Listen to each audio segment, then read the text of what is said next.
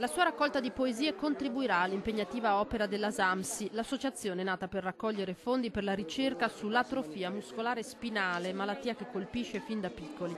Sara Favaretto, 39 anni, trevigiana, ha presentato stamattina a Villa Letizia il suo Respirando l'attimo, in cui racconta anche la sua malattia.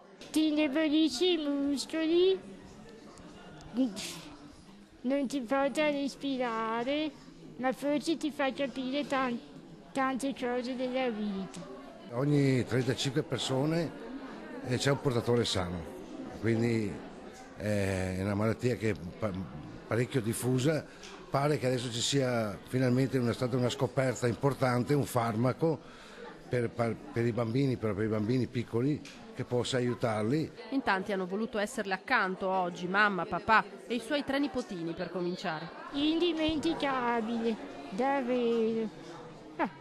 È un sogno che si realizza. Come l'aver conosciuto ieri sera a Padova il suo idolo Ligabue, continuare a credere nei sogni e nella felicità è un'impresa quotidiana per i malati e le famiglie. Le famiglie sono lasciate sole un po', perché se non c'è la famiglia sti ragazzi sono proprio persi, cioè le istituzioni ci sono ma un po' distanti.